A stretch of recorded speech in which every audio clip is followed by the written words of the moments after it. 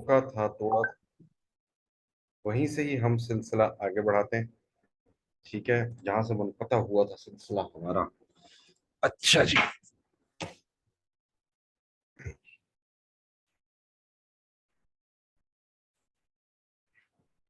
अच्छा, अब आते हैं हम लास्ट पॉइंट जो कल हमारा था, जिसपे हमने वी वर टॉकिंग अबाउट कि high cost low cost is never a concern for the company, for the clients.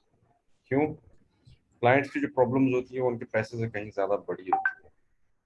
their problems are much bigger than their money, because those problems are stopping them to earn money, to make money, to get ahead in the market. ठीक।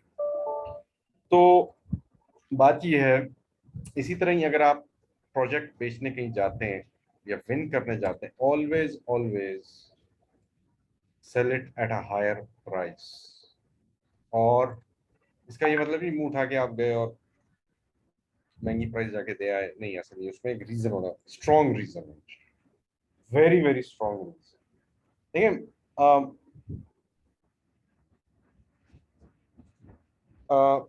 SAP के projects हो या कोई भी हो, कोई भी technology का हो या कोई भी आपने काम अगर पकड़ना हो ना, आपके कंपटीशन में हजारों लोग होंगे, हजारों कंपनीज होंगी।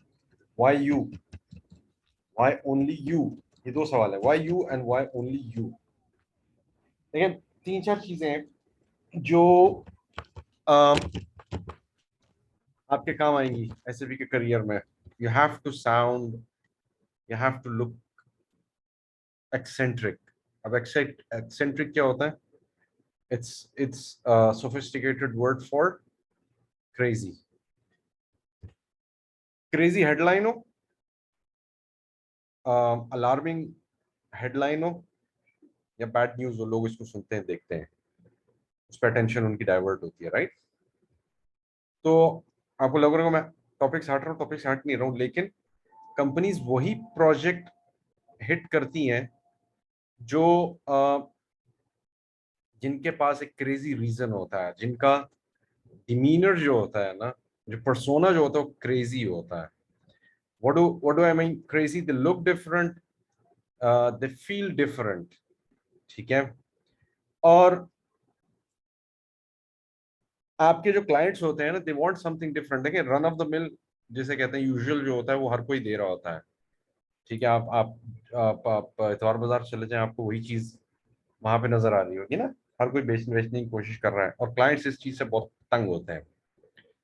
तो वो चाहते हैं कि हमें कोई ऐसी चीज मिले जो डिफरेंट हो और हमें सुपर पावर दे।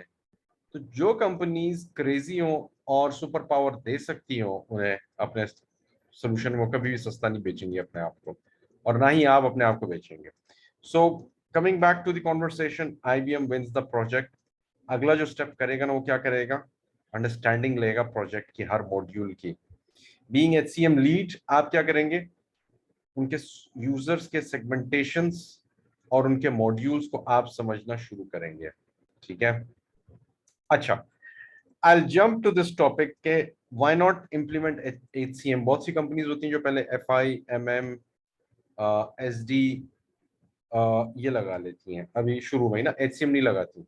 अब तो खैर लगा ही दी है, क्योंकि जाहिर है सोफिस्टिकेटेड हो गए मामला और ऑटोमेशन सिस्टम। तो क्यों नहीं लगाती? क्यों? उनके पास जो पहले से एक सिस्टम चल रहा है, उसमें उनका कंफर्ट लेवल है। कंपनी समझती है कि अगर हमने यूजर्स को हिला दिया और उनको कोई नई चीज दे दी, तो सिस्टम आउट हो जाएगा।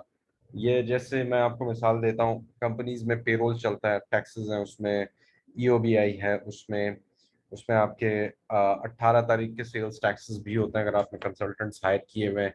ठीक है। इंडिपेंडेंट कॉन्ट्रैक्टर्स अगर आपने हायर, उनके सेल्स टैक्सेस हैं, उनके विदहोल्डिंग टैक्सेस हैं। वो आपने जो है, वेंडर्स हैं आपके, आपके एम्प्लॉयज अगर वेंडर्स, तो आपकी ट्रीटमेंट अलग हो जाएगी। और आपके यूजर्स ऐसे हैं जो पुराने बाबे हैं, उनका एक कंफर्ट लेवल बैठा हुआ है, उनको पता है हमने एक्सेल पे फॉर्मूला डालने और निकल आना है सब। तो उनको अगर कोई ऐसी चीज ऑटोमेशन दे देंगे तो वो चिढ़ जाएंगे ना। तो कंफर्ट लेवल को नहीं करते। एक दूसरी चीज ये होती है कि बहुत से क्लाइंट इसलिए भी शिफ्ट नहीं होते कि उनका जो सेट होता है वो डरता है अपने टीम से कि यार ये लोग अगर उठ के चले गए, पूरी टीम अगर उसने रिजाइन कर दिया, तो पीछे सिस्टम जो है ना वो फेल हो जाएगा, पूरी कंपनी जो है ना वो उनके वजन तले दब जाएगी। ठीक है। एसएपी जब अपने लाइसेंसेस देता है ना, तो आपको पर यूजर तो चार्ज कर रहा होता है, लेकिन उस पर वो जो यूजर है आपका, उसके पास पूरा एक इंटीग्रेटेड पैकेज, यानी मल्टीपल उसके पास क्या होते हैं, मॉड्यूल्स होते हैं। अब पीछे जो मॉड्यूल्स जब लगते हैं ना उसमें, तो उसमें फिर यूजर ऑथराइजेशंस लग जाती हैं, उसमें यूजर इंटरफेसेस पे आपके ऑथराइजेशंस लग जाती हैं, उसके बाद आपके यूजर टी कोड्स जो होते हैं वो लॉक हो जाते हैं। इसके अलावा आप कोई चीज देख नहीं सकते, वरना अगर आपके पास फुल ऑथराइजेशन हो तो आपके पास ये फुल इंटीग्रेटेड स्वीट, जिसमें एसएपी का FI, CO, MM, SD, HCM, CRM, plant maintenance, production planning, ठीक है, PLM, asset management, enterprise asset management and so on, बहुत सारी चीजें आप उन पे काम कर सकते हैं, उसमें कोई पाबंदी कतई नहीं होता। तो जब आप इम्प्लीमेंटेशन अगर नहीं करते, उसकी वजह मैंने आपको पहले ही बता दी है। तो एसएपी के लिए जो लाइसेंस होते हैं ना वो फिर कट डाउन हो जाते हैं, फिर उसी हिसाब से आपने फंक्शन कंसल्टेंट्स को हायरिंग जो है ना वो रोक देते हैं कि आप भाई हमें अभी फिलहाल HCM कंसल्टेंट नहीं चाहिए। और दूसरी वजह एक और भी होती है, शॉर्टेज। क्लाइंट कहता है, क्लाइंट की मैनेजमेंट कहती है कि हमें मार्केट से कोई एक्सपर्ट नहीं मिल रहा, लिहाजा अभी हम इसका प्रोजेक्ट नहीं करेंगे जब तक कि हमें कोई बंदा या तो ट्रेन ना हो जाए, या हमें मार्केट से कोई बंदा मिले। और यहाँ पे अब आप जैसे लोग जो ट्रेनिंग लेकर, अंडरस्टैंडिंग लेकर जब जा सकते हैं, बहुत सारे ऐसे क्लाइंट्स हैं जिनके पास HCM फुल फ्लेज नहीं चल रहा, सिर्फ पेरोल चल रहा है, या ऑर्गेनाइजेशनल डेवलपमेंट सिर्फ चल रहा है, बस OD एंड पेरोल। ठीक है। वहां पे आप अपनी एक्सपर्टीज पिच कर सकें, हाँ जी ठीक है मैं ये कर सकता हूँ, बताएं क्या करना है, आपको प्रोजेक्ट मिल जाएगा बड़ी आराम से। ऐसे HCM का ये फायदा है। अब सिस्टम लैंडस्केप क्या है हमारे यहाँ, सिस्टम लैंडस्केप जो है, अ, जब आप प्रोजेक्ट करने जाते हैं एज अ प्रोजेक्ट मैनेजर या एज मॉड्यूल लीड, ठीक है, तो आपको सर्वर्स मिल जाते हैं। सर्वर्स कौन देता है आपको, वो बता सकते हैं? हाँ भाई, कौन बताएगा मुझे कौन देता है सर्वर्स? सर्वर्स जो है वो आपको बेसिस का कंसल्टेंट देता है, उसमें आपको लॉगिन दे देता है बना के, ठीक है, सारे कंसल्टेंट्स को, लीड्स को, प्रोजेक्ट मैनेजर्स को। और सर्वर्स की तीन आपकी कैटेगरीज होती हैं, कौन सी? डेवलपमेंट, क्वालिटी, TRD यानी प्रोडक्शन। अब जो डेवलपमेंट सर्वर होता है ना, इसमें आप करते हैं कॉन्फ़िगरेशन, डेवलपमेंट, कस्टमाइजेशन, ठीक है, टेस्टिंग भी कर लेते हैं, सैंडबॉक्स भी होता है, यानी खेलकूद आपने रिसर्च करना है वो भी सारा इसी में ही हो रहा होता है।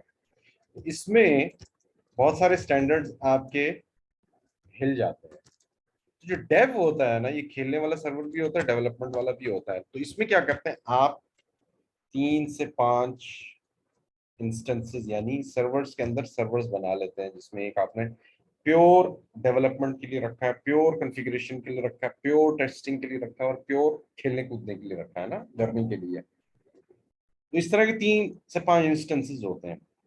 अब जब आप कॉन्फ़िगरेशन कर लेते हैं, आपको तसल्ली होती है आपने उसी इंस्टेंस पे टेस्टिंग भी कर ली है, उसका प्रोसेस चला ली है। एक वो होता है इंस्टेंस जिस डेवलपमेंट सर्वर का जो प्योर कॉन्फ़िगरेशन होती है, उसमें कोई डेटा नहीं होता, उसको गोल्डन क्लाइंट भी कहते हैं। ठीक है। ये चीजें आपको समझना जरूरी है। क्यों? आप जब जाएंगे तो आप कहेंगे जी मैंने ट्रेनिंग ली भी, अच्छा जी ट्रेनिंग ली भी, आपके प्रोजेक्ट का लाइफ साइकिल ही बता दें, उसके स्टेप्स ही बता दें, ठीक है। क्योंकि अक्सर हमारे यहाँ जो ट्रेनिंग का एक मॉडल मेथोडोलॉजी चल रहा है वो ऐसे ही है कि जी बस पेला पाली की और चल मेरा भाई, अगले के बंदे को भेज दिया। हम आपको सारा एक तो प्रोसेस समझाते। अच्छा, जब आप कॉन्फ़िगरेशन कर लेते हैं, उसकी टेस्टिंग कर लेते हैं, फिर आप क्या करते हैं, उसे पैकेज में ट्रांसपोर्ट करते हैं। ट्रांसपोर्ट कहाँ करते हैं? क्वालिटी सर्वर की तरफ आप उसे ट्रांसपोर्ट करते हैं, ठीक है। और ट्रांसपोर्ट कौन करता है? ये बेसिस का कंसल्टेंट करता है, ठीक है। बेसिस का कंसल्टेंट करता है, पूरा पैकेज उठाता है। लेट्स से मैं आपको एक मिसाल देता हूं, आपने पूरी ऑर्गेनाइजेशनल की हायरार्की एक तो बनाई, एम्प्लॉय रिकॉर्ड्स का पूरा आपने एक फॉर्मेट बनाया, रिपोर्ट बनाई, फिर उसके बाद आपने स्केजुलिंग, पेरोल, टैक्सेशन,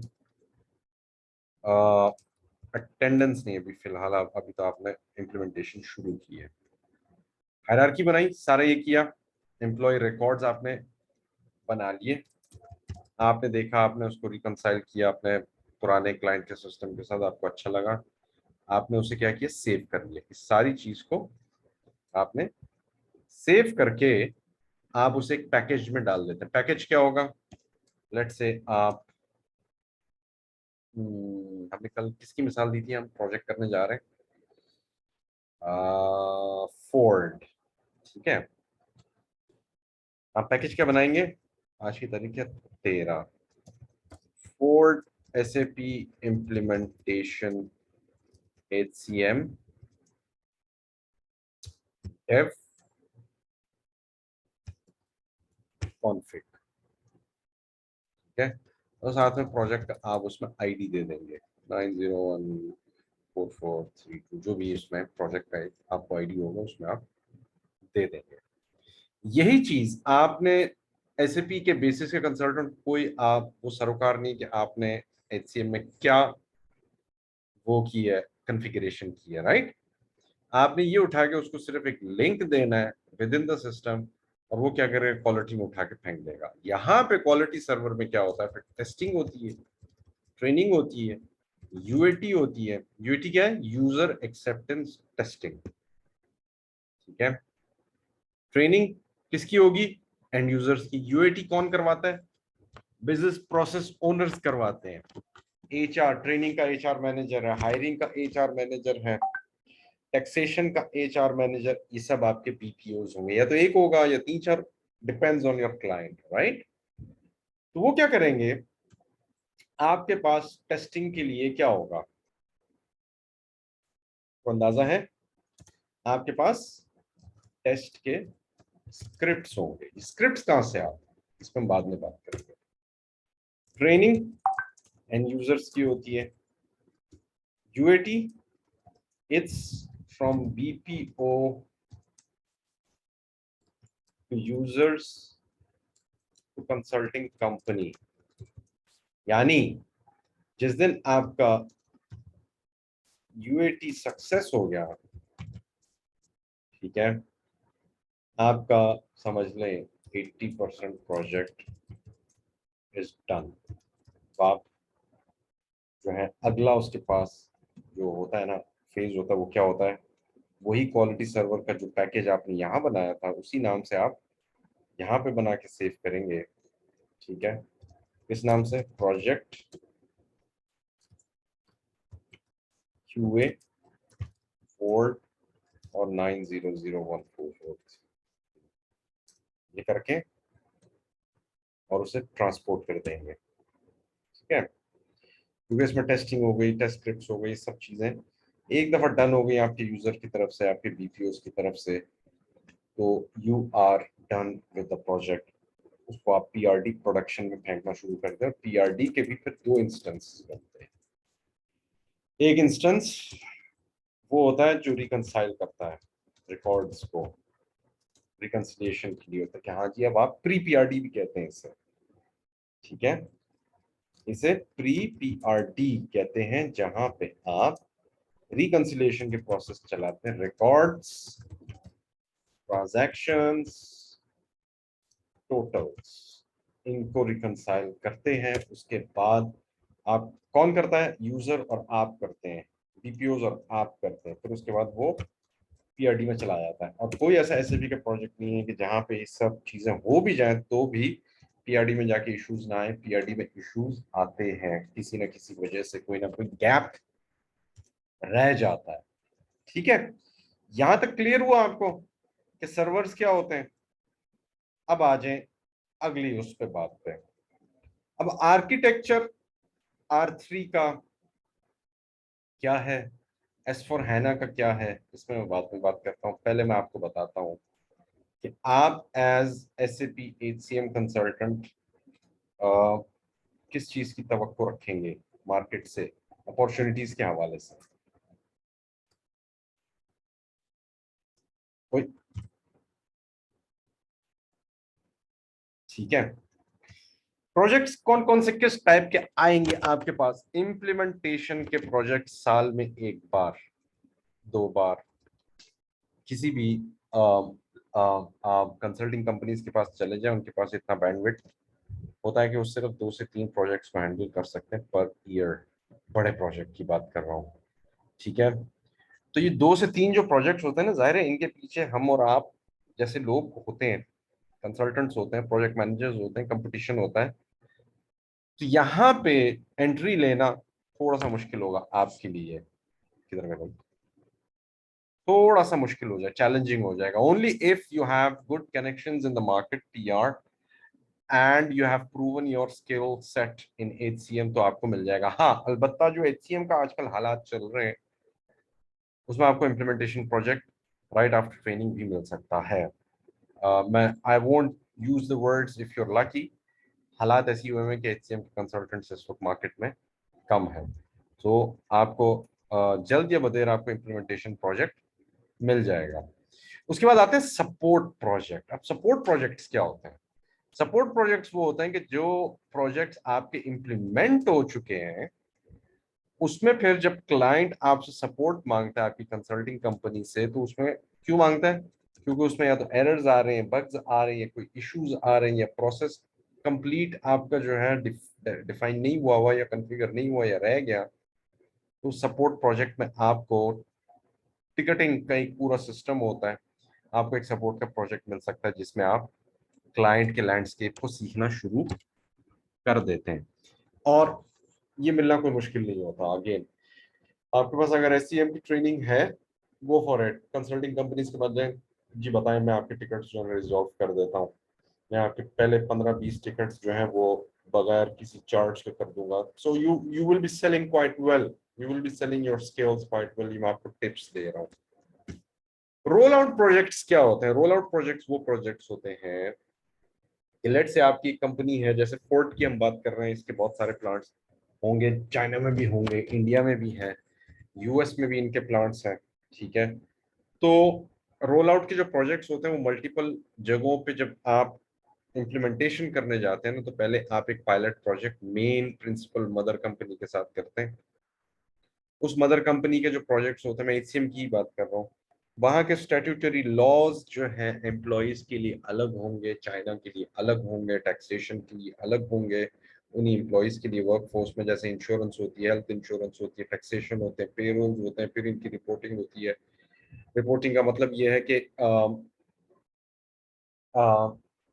स्लैब्स हैं आपके टैक्सेशन के, वो फिर उसमें पे रेट्स आपके बहुत मुख्तलिफ होंगे, UK के लिए, अमेरिका के लिए। तो इनके लॉज आपको पता हो, इनकी रिपोर्टिंग के स्टैंडर्ड्स आपको पता हो, तो आप फिर क्या करते हैं कि US का जो प्रोजेक्ट है उसको आप कॉपी पेस्ट तो करते हैं, लेकिन उसको आप कस्टमाइज करवाते हैं, UK के लिए अलग, चाइना के लिए अलग, ऑस्ट्रेलिया के लिए अलग। वो रोल आउट प्रोजेक्ट्स कहलाते हैं। यानी थोड़ा सा आपने उसका खदोखाल, उसका you change the faces to some extent, और आप करते हैं।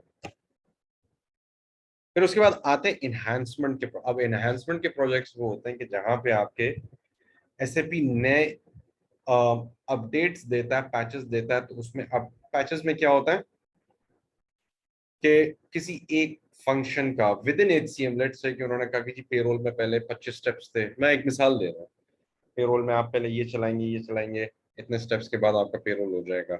आप 3,000 के पहले चला सकते थे, अब आप 10,000 का चलाएंगे, तो ये आप पैच लगाएं। ये इन्हांसमेंट के प्रोजेक्ट्स होते हैं।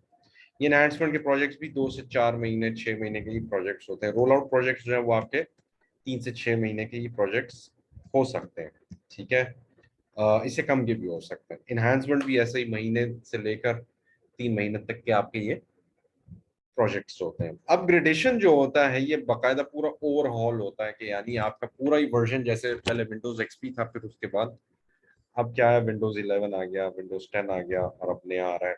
यानी इसी तरह नया वर्जन जब आ जाता है तो उसका पूरा एक सिलसिला ऐसा है कि वो शिफ्ट करता है, अब अपलिफ्ट होता है, वो फेस लिफ्ट उसको किया जाता है एसपी को। तो वो पूरा एक समझ लें कि एक इम्प्लीमेंटेशन होता है, और उस इम्प्लीमेंटेशन में भी दो तीन आपके फेजेस होते हैं। एक होता है, ओए होए, यहाँ पे मेरी बैटरी लो हो रही है, 1 मिनट दीजिएगा, मैं let me come back with. अच्छा जी, अपग्रेडेशन के जो प्रोजेक्ट्स होते हैं उसमें क्या होता है, ग्रीनफील्ड इम्प्लीमेंटेशन, या आपने सुना होगा ब्राउनफील्ड इम्प्लीमेंटेशन, ठीक है। इसके बाद एक तीसरा भी होता है, मेरे जहन में नहीं आ रहा कौन सा होता है। ग्रीनफील्ड वो होता है कि जहां पे आपका एसएपी पहले था ही नहीं, कोई और सिस्टम था, ठीक है, और वहां से आपने फ्रॉम द स्क्रैच आपने स्टार्ट किया, ठीक है। फ्रॉम द स्क्रैच ये हर चीज आपने वहां पे लगाई, न्यू सिस्टम। ग्रीनफील्ड यानी न्यू सिस्टम आ गया आपके पास, ठीक है। अच्छा, और जो ब्राउन फील्ड होता है वो ये है कि आपके पास एसएपी पहले से लगा हुआ था पुराने वर्जन का, अब उसको अपग्रेड करके आप एस फॉर हैना पे ला रहे हैं, वो ब्राउन फील्ड इम्प्लीमेंटेशन होती है। ब्राउन फील्ड क्यों कहते हैं इसको, वो इसकी वजह यह है कि जो पुराने एसएपी के जो आर्किटेक्चर्स थे उनमें टेबल्स बहुत थे, हर चीज के, ट्रांजैक्शन के, मास्टर डेटा के, इंटीग्रेशंस के, फिर उसके अलावा कस्टमाइजेशंस के, ठीक है। उन टेबल्स को एस फोर हैना ने एक तो बहुत कम किया, तो उसको आपने मैप करना होता है इन। अच्छा, फिर उसमें कुछ फंक्शनल डिफरेंसेस भी बहुत हैं, जैसे आप वेंडर बनाने जब जाते हैं, एचसीएम में हो, एमएम में हो, एफ आई फाइनेंस, बहुत मुख्तलिफ उन्होंने स्टेप्स एकदम से उन्होंने जो है चेंज कर दिए। वहां पे आपके जो है मास्टर डेटा, एक तो उस पर आपको प्लान करना पड़ता है, और इसके अलावा जो ट्रांजैक्शनल डेटा है वो भी आपने जब शिफ्ट करना है, यू शुड नो कि व्हाट इज द मैकेनिज्म, जिसमें आप एम्प्लॉय रिकॉर्ड्स हैं, उनके टैक्सेस हैं, उनकी सैलरीज हैं, उनकी लीव्स हैं, उनकी एडवांसेस हैं, ठीक है, बेताशा प्रमोशन, सारी वो रिकॉर्ड्स हैं जो सेंसिटिव रिकॉर्ड्स होते हैं, ये आप ब्राउन फील्ड में इस्तेमाल कर सकते हैं अगर आप आपके पास एसएपी चल रहा है। अच्छा, अब आते हैं हम आर्किटेक्चर पे। अब आर्किटेक्चर जो पहले एसएपी का था, थोड़ा सा मैं इस पे बात कर लेता हूँ। वो कुछ इस तरह था कि एसएपी R3 जो था, इसको R3 क्यों कहते थे, कि उसके 3 लेयर्स थे। कौन से, प्रेजेंटेशन लेयर था, ऊपर का डीबी लेयर था डेटाबेसेस का, और एक मिडिल लेयर क्या कहते थे मुझे याद नहीं, खैर एनीवेज लेयर जो था, नहीं मुझे याद नहीं, खैर उसमें एक मिडिल लेयर भी था। प्रेजेंटेशन था ये आपके वो है जो व्यूज हैं जो आपको एसएपी में नजर आते हैं। डेटाबेस वो था जो लेयर डेटाबेसेस के साथ इंटरैक्ट करता था स्टोरेज में जाके, और मिडिल लेयर क्या करता था, इन दोनों के दरमियान का ब्रिजिंग करता था। तो इसमें क्या होता था कि जब आप रिपोर्टिंग करते थे ना, तो वो स्लो होने लग जाती, क्योंकि बिग डेटा है ना, so you can't treat big data with slower processing times, slower processing speeds, क्योंकि DB of course physical layers थी, हार्ड डिस्क आपको बहुत बड़ी बड़ी चाहिए। तो उसमें फिर क्या किया इन्होंने, एस फॉर हैना की टेक्नोलॉजी लेकर आए, जो कि यूनिवर्सिटी के स्टूडेंट्स ने रिसर्च किया कई साल, और उस पर जो है एस फॉर हैना की टेक्नोलॉजी पे क्या क्या उन्होंने किया कि डेटा बेसिस का लेयर था उसको तो रखा, लेकिन उसको उस जैसी कैपेसिटी बिल्डिंग किसकी कर दी, रैम की कर दी। यानी अगर डेटाबेस आपका जो है वो 500 जीबी का है, तो या 500 जीबी तो बहुत कम है, 8 टेराबाइट का है, तो रैम भी जो है वो तकरीबन 4 से लेकर 8 टेराबाइट की आपने जो है रैम उसमें मेमोरी कैपेसिटी बिल्डिंग कर दी। तो उससे फिर ये हुआ, एक और एक टेक्नोलॉजी उसमें साथ उन्होंने जो है उसमें इंट्रोड्यूस की, वो ये कि बजाय इसके कि डीबी पे आप रिकॉर्ड प्रिंटिंग करवाएं, ठीक है, उन्होंने रैम पे ही करवाया।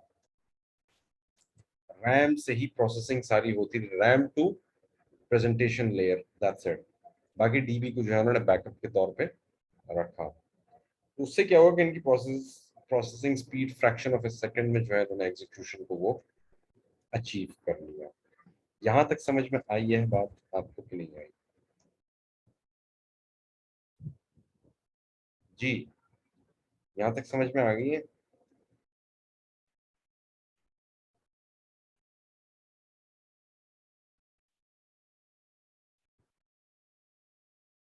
जी बताएं।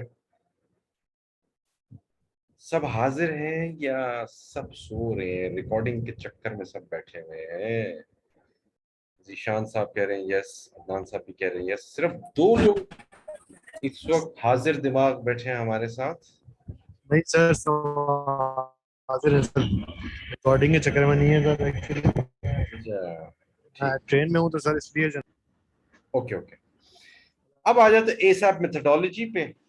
ठीक है, एसएप मेथोडोलॉजी क्या चीज है? एसएप मेथोडोलॉजी ये चीज है कि ये आपसे इंटरव्यू में पूछा जाएगा, हाँ जी बताएं एसएप मेथोडोलॉजी क्या है, क्या स्टेप्स होते हैं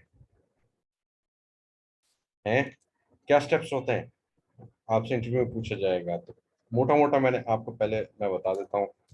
प्रोजेक्ट प्रिपरेशन, जिसमें मैं इतना लंबा मैंने छोड़ा आपको पिछला लेक्चर दिया, ठीक है। बिजनेस ब्लू प्रिंटिंग, ठीक है। बिजनेस ब्लू प्रिंटिंग के बाद क्या आता है? Realization, development, customization. हम्म।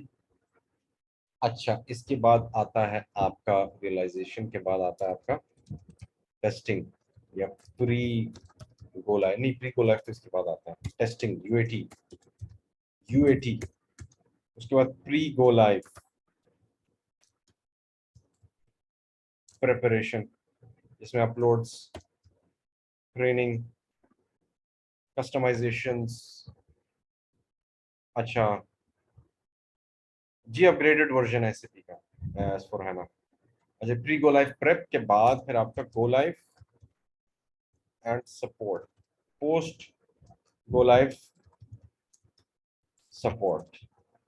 ठीक है, यहाँ पे आके आप फिर क्या करते हैं, सपोर्ट के प्रोजेक्ट्स, एसएलएस वगैरह वो अपने क्लाइंट्स के साथ करना शुरू कर देते हैं। ठीक है। अच्छा, पोस्ट गो लाइव सपोर्ट, ये आपके मोटे मोटे फेजेस हैं। पहले जो 3 फेजेस है ना आपके, ये आपके कहाँ हो रहे होते हैं, ये सबसे इंपॉर्टेंट होते हैं। क्यों? प्रोजेक्ट प्रिपरेशन में क्या होता है, मैंने आपको पहले भी बताया, वहां पे स्कोपिंग होती है। एक स्कोपिंग आपका क्लाइंट करता है, एक स्कोपिंग आप करते हैं, कंसल्टिंग कंपनी। और उस स्कोपिंग के बाद फिर आपके क्या शुरू होता है? उसके बाद शुरू होता है बिजनेस ब्लूप्रिंटिंग, जो कि क्या है? Requirement gathering. रिक्वायरमेंट गैदरिंग क्या है? प्रोसेस गैदरिंग, कि चल क्या रहा है, what's happening at the client. Ford कैसे गाड़ियां बना रहा है, उसका एचसीएम, एचआर डिपार्टमेंट कहाँ कहाँ मौजूद है, कितने यूजर्स हैं, किस तरह वर्कफोर्स को मैनेज किया जा रहा है, कितने डिपार्टमेंट्स में किया जा रहा है, आया कि सेंट्रलाइज्ड है, डिसेंट्रलाइज्ड है, कौन कौन से डॉक्यूमेंट्स आपके हर प्रोसेस में इन्वॉल्व है, अप्रूवल्स क्या है, यूजर ऑथराइजेशन क्या है। ठीक है, हायरार्कीज कितनी डीप है, कितनी लीन है। ठीक है, मैनेजमेंट के कितने लेवल्स हैं, उनके सैलरीज क्या है, टैक्सेशन क्या है, स्टैट्यूटरी लॉज क्या है, टैक्सेशन के लॉज क्या है, आईएसओ के लॉ, ये सारी चीजें, ये कहलाती है प्रोसेस गैदरिंग।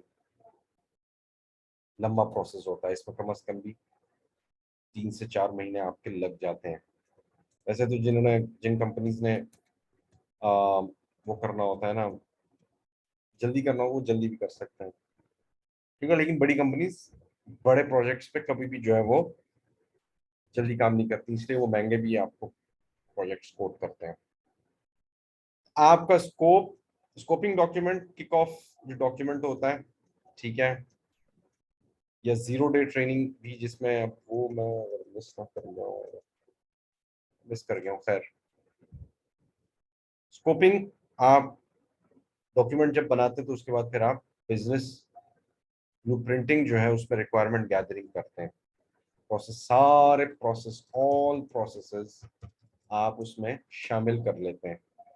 अच्छा, यानी एग्जॉस्टिव आप एंड टू एंड उसमें प्रोसेस सीख कराते हैं, यानी एक बिजनेस को पूरा समझ कर आते हैं कि बिजनेस चल कैसे रहा है, सेटअप कैसे हुआ और कहाँ से ये प्रॉफिट बनाते हैं। इसीलिए आपके एनडीए साइन होते हैं कि आप नॉन डिस्क्लोजर एग्रीमेंट्स करेंगे, ताकि आप राज कंपनी के जो है ना बाहर ना देकर आए।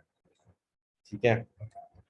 फिर उसके बाद ये होता है कि कुछ, अच्छा, ये जो ऑल प्रोसेसेस होते हैं ना,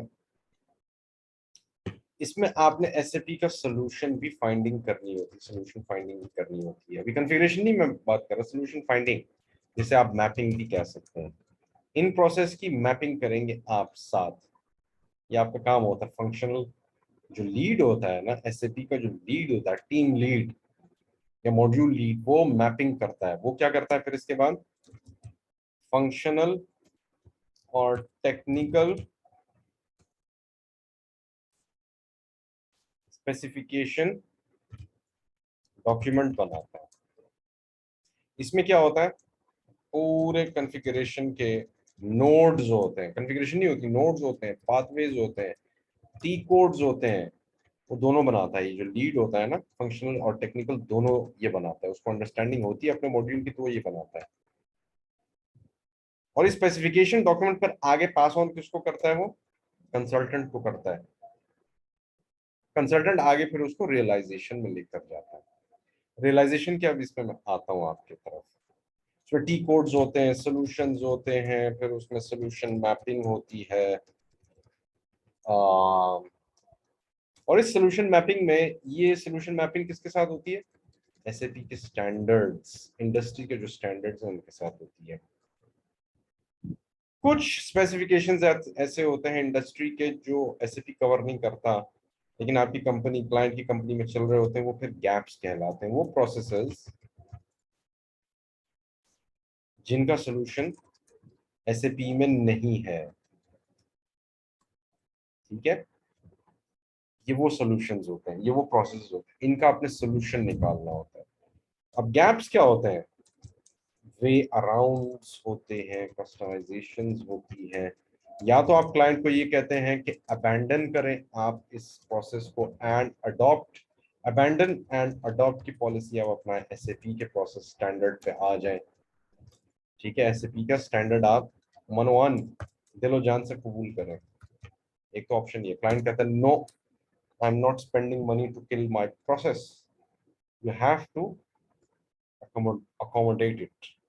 तो आप फिर क्या करते हैं, कोई ऐसा बहुत क्रिटिकल किस्म का आपका एक प्रोसेस आ जाता है, वो आप अकोमोडेट करते हैं, तो वहां पे फिर कस्टमर के हिसाब से फिर आप यूजर एग्जिट बनाते हैं, यानी एग्जिट करते हैं आप स्टैंडर्ड को, और उसका एक कस्टमाइज्ड आप उसे एक सोल्यूशन निकाल कर देते हैं और उसको मैप करके देते हैं।